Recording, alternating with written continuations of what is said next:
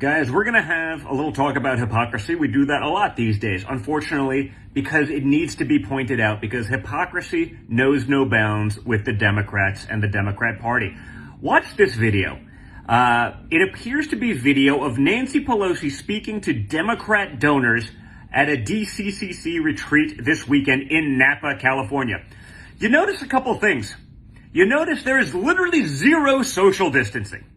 You notice that no one in the crowd is wearing a mask. They're crammed in on each other. They're not wearing a mask. I'm sure it's a sophisticated and vaccinated crowd, just like there was at Obama's birthday party that so few people actually had a problem with. And yet now there seems to be a spike at Martha's Vineyard of COVID-19 cases, the highest in recent history.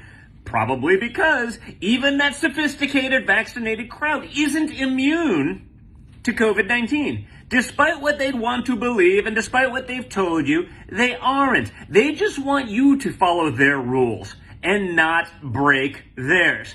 So this is like the latest version of our rulers reminding us that not only are the rules for us different than they are for them, but that they know we will find out.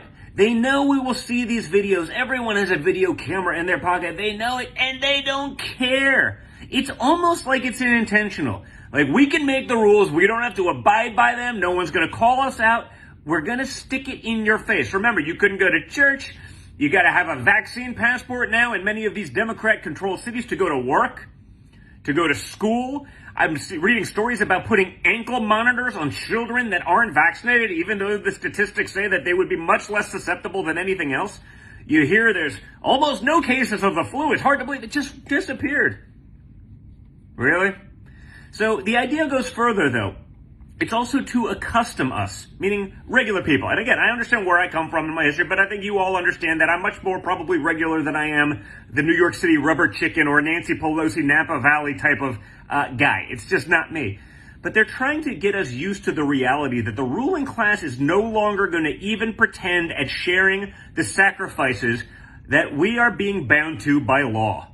Okay, because now it's law. Now it's not just, hey, do it for the common good. Now there's a law. There's a consequence. It's no longer just a social consequence, where they just cancel you and you get crapped on social media for a little while. Now there's an actual consequence. There's a more important second goal.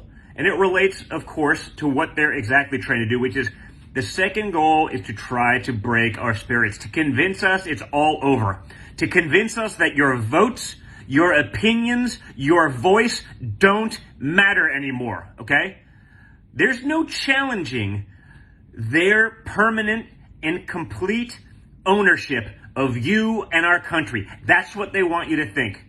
And by any effort to even attempt to go after them is doomed from the start. Now, if you're watching social media, if you watch mainstream media, you realize that the battlefield is not a level one, right? There are trillion-dollar industries that are working adamantly to prevent people like yourself and myself from even having a voice. Fact-checking seems to only go one way. The censorship only goes one way. Deplatforming only goes one way. They'll let you have a platform. The second you get a little too big, they're going to cram you down and shut you up. Okay? It's intentional.